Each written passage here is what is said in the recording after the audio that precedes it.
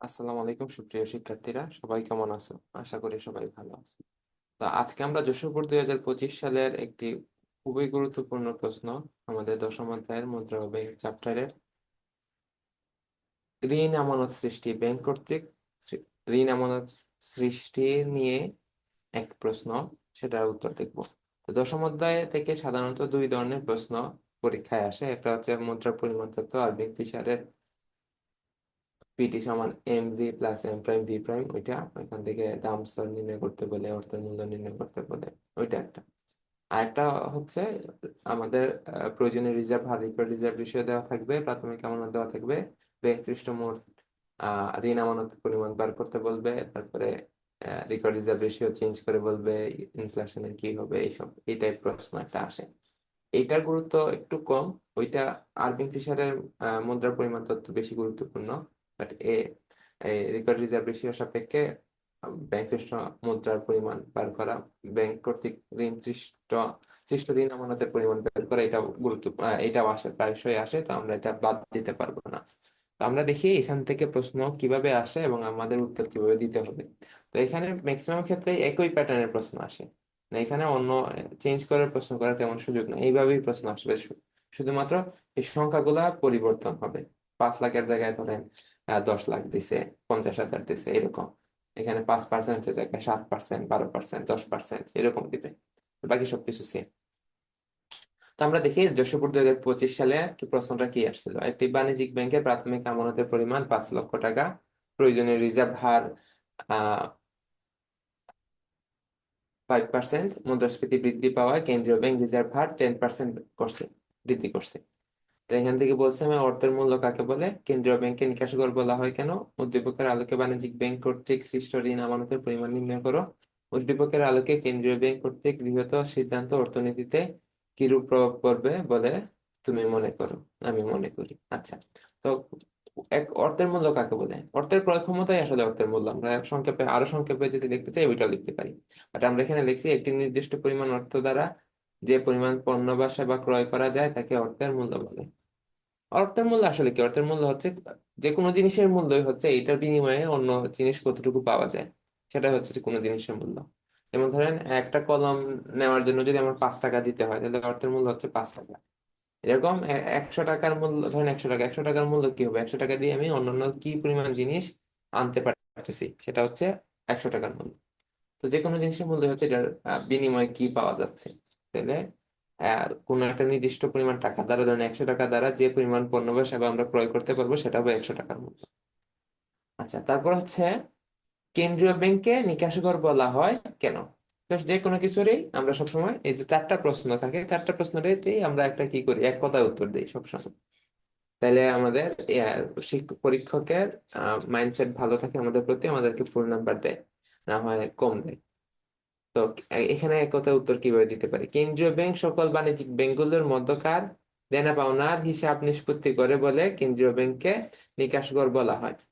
তো আলটিমেটলি কি হয়, বাণিজ্যিক ব্যাংকগুলোর মধ্যে আন্তঃলেনদেন হয়। আন্তঃলেনদেন কি হয়, এক ব্যাংক অন্য ব্যাংকের কাছে অনেক সময় টাকা পায়। কিভাবে টাকা পায়?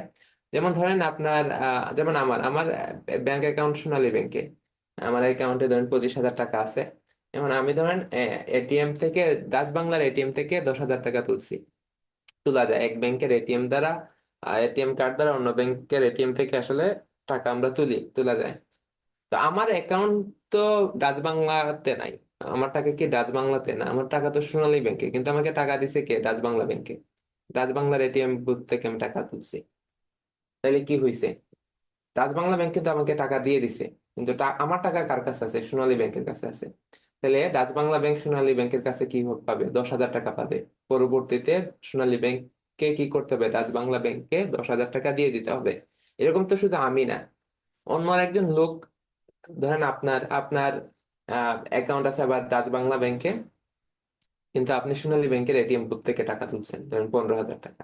তাহলে এই যে আলটিমেটলি, তাইলে সোনালী ব্যাংক আলটিমেটলি শেষ পর্যন্ত 5,000 টাকা দিতে হবে কাকে, এই যে ডাচ বাংলা ব্যাংককে। তাহলে এরকম যোগ বিয়োগ করে কোন ব্যাংক কোন ব্যাংকের কাছে বেশি টাকা পাবে, ওইটা তারপরে পরিশোধ করা হয়। কিন্তু বারবার যদি লেনদেন হয়, যে ডাচ বাংলা ব্যাংকের কাছ থেকে আমি 10,000 টাকা তুললাম, তারপর সোনালী ব্যাংক যদি সাথে সাথে 10,000 টাকা পাঠাইতে হয়, আবার আপনি সোনালী ব্যাংকের অ্যাকাউন্ট থেকে 15,000 টাকা তুলছেন, আবার রাজ বাংলা ব্যাংক সোনালী ব্যাংকে 15,000 টাকা দিয়ে দিল, তাহলে বেশি লেনদেন হইতেছে, এটা তো দরকার নাই। তো আলটিমেটলি কেন্দ্রীয় ব্যাংক কি করে, এই হিসাবটা রাখে কোন ব্যাংকের অ্যাকাউন্টের টাকা অন্য কোন ব্যাংক কত টাকা দিতেছে, এবং বছর শেষে এটা একটা হিসাব হয়, তো মাস শেষে একটা হিসাব হয়। তখন যে ব্যাংক টাকা পায় অন্য ব্যাংকের কাছে, ওই ব্যাংক কি করে টাকাটা পরিশোধ করে দেয়। তো এই হিসাবের কাজটা করে কেন্দ্রীয় ব্যাংক, এই জন্য সেটাকে নিকাশ ঘর বলা হয়। আমরা এটা কিভাবে লিখবো, দৈনন্দিন ব্যবসা বাণিজ্য সংক্রান্ত চেক আদান প্রদান, এখানে চেক আছে।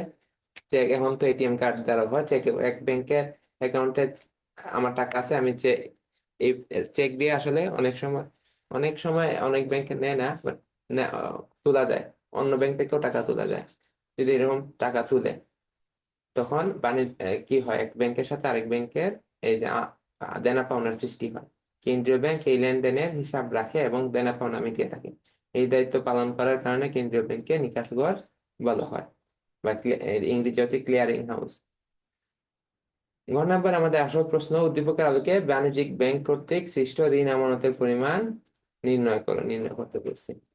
তাহলে আমরা এখানে একটা একতা উত্তর দিব, এখানে একতা উত্তর কি দিতে পারি, ঋণ আমানত কি সেটা লিখে ফেলতে পারি।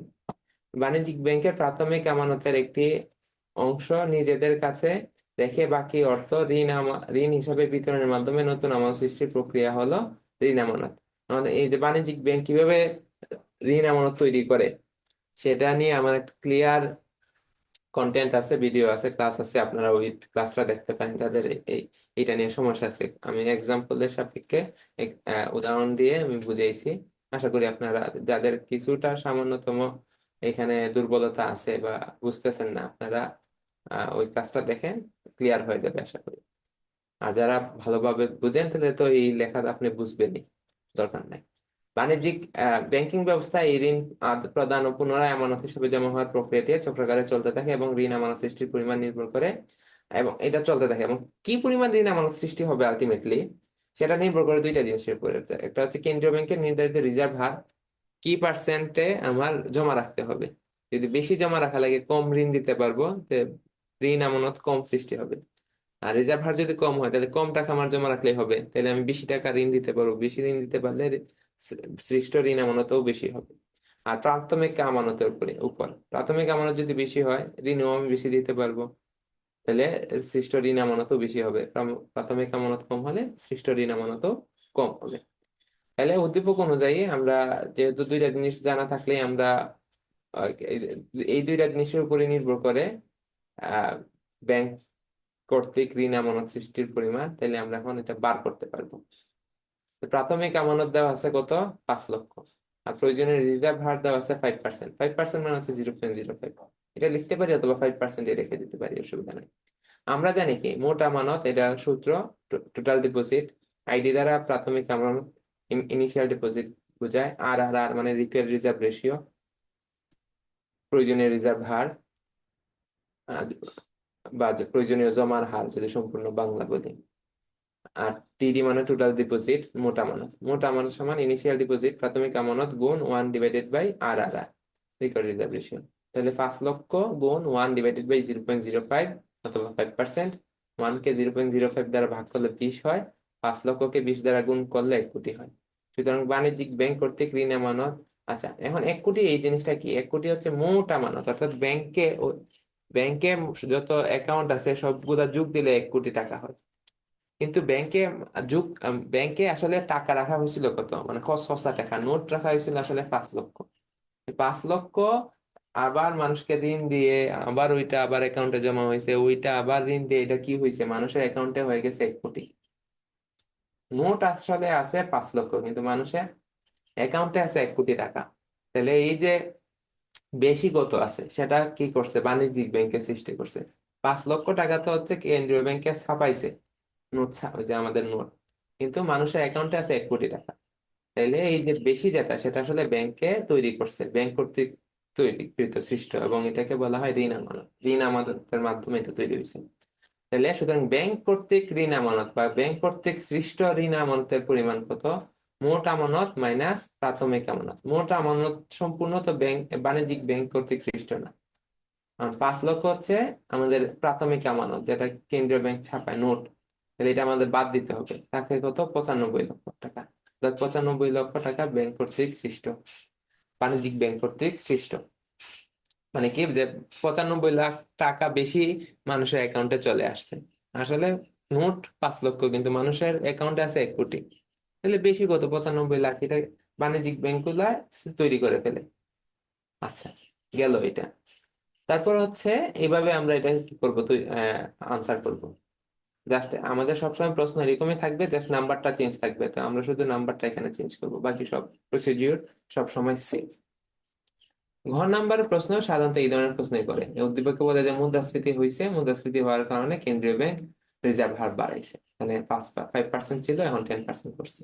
এটার কারণে প্রভাব পড়বে। তো এটা মুদ্রাস্ফীতি বেশি দেখাই তো এই রিজার্ভ হার বাড়াইছে। রিজার্ভ হার বাড়াইলে আলটিমেটলি কি হয়, আহ কম ঋণ দিতে পারে, তাহলে ঋণ আমানতের পরিমাণ কমে, ঋণ আমানতের পরিমাণ যদি কমে, তাহলে অর্থের পরিমাণ কমে, মুদ্রার পরিমাণ কমে, মুদ্রার পরিমাণ কমলে দাম স্তর কি হয়, কমে যায়। দাম স্তর কমলে তো মুদ্রাস্ফীতি কি হয়, নিয়ন্ত্রিত হয়, মুদ্রাস্ফীতি কমে। দাম স্তর বাড়া মানে মুদ্রাস্ফীতি, দাম স্তর যদি কমে তাহলে মুদ্রাস্ফীতি নিয়ন্ত্রণ হইতেছে। তাহলে আমাদের যে অর্থনীতির যে সমস্যা ছিল সেটা সমাধানে এটা কার্যকর, ইতিবাচক। তাহলে এটা আমরা এক কথা এইভাবে লিখতে পারি, আহ যে কেন্দ্রীয় ব্যাংক কর্তৃক গৃহীত সিদ্ধান্ত মুদ্রাস্ফীতি নিয়ন্ত্রণে ইতিবাচক প্রভাব ফেলবে। তো এটা কিভাবে ফেলবে, এটা একটু ব্যাখ্যা দিতে হবে। কিভাবে ব্যাখ্যা দিব, যে দ্রব্যমূল্য বেড়ে যাওয়া অর্থাৎ অর্থের মূল্য কমে যাওয়াকে মুদ্রাস্ফীতি বলে। মুদ্রাস্ফীতি জিনিসটা কি সেটা আগে বললাম। মুদ্রার পরিমাণ তত্ত্ব অনুযায়ী অর্থের পরিমাণ বাড়লে দাম স্তর বৃদ্ধি পায় এবং অর্থের মূল্য হ্রাস পায়, সেটা আমরা জানি। অর্থাৎ অর্থের পরিমাণ বৃদ্ধি মুদ্রাস্ফীতির একটি কারণ। মুদ্রাস্ফীতি হয় কিসের কারণে, অর্থের পরিমাণ যদি বৃদ্ধি পায়।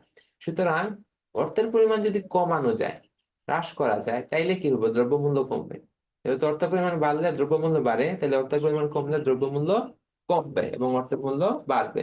অর্থাৎ মুদ্রাস্ফীতি নিয়ন্ত্রিত হবে। তাহলে আমরা এখন দেখাইতে হবে 5% থেকে যদি 10% পাওয়ায় রিকভারি রিজার্ভ রেশিও, তাহলে কি হবে, অর্থের পরিমাণ হ্রাস পাবে। যদি অর্থের পরিমাণ হ্রাস পায়, তাহলে আমরা দেখছি মুদ্রাস্ফীতি নিয়ন্ত্রিত হয়, দ্রব্যমূল্য কমে।